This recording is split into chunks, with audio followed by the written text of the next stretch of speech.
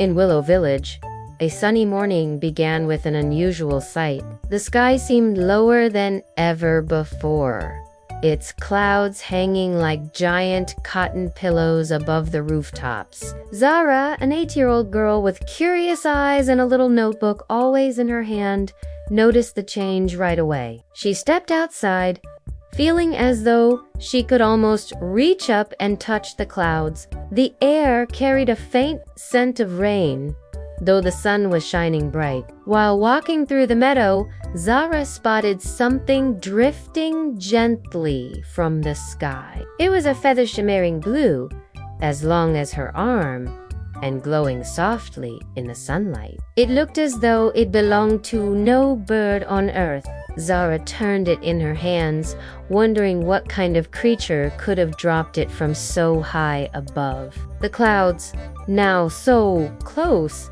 seemed to hide something far more mysterious than she had ever imagined. Zara remembered the old stories her grandfather used to tell. They spoke of a mighty creature called the Great Skybird, guardian of the weather and protector of the seasons.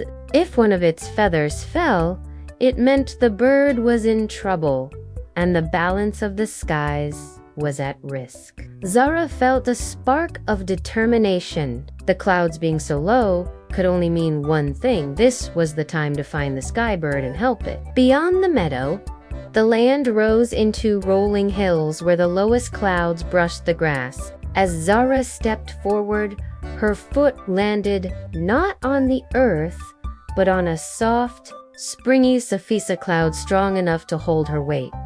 Each step took her higher into the sky. Below, the village grew smaller, and the colors of the world blurred into patches of green, gold, and blue. Along the way, she passed strange sights. A rainbow flowing like a river.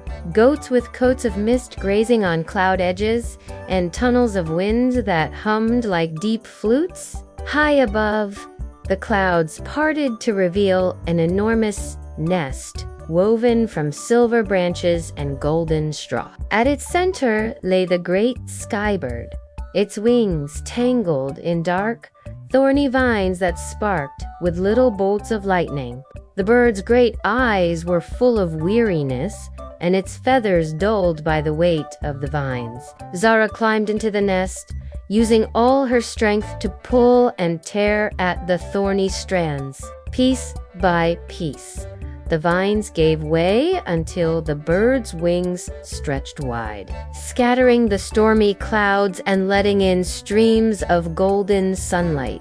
Freed from its bonds, the skybird rose into the air with a mighty flap that sent warm winds rolling across the land. From one of its shining wings, a single feather drifted down to Zara. It glowed brighter than the first. This one was a gift, a promise that, if the village ever needed help, she could call upon the skybird once again.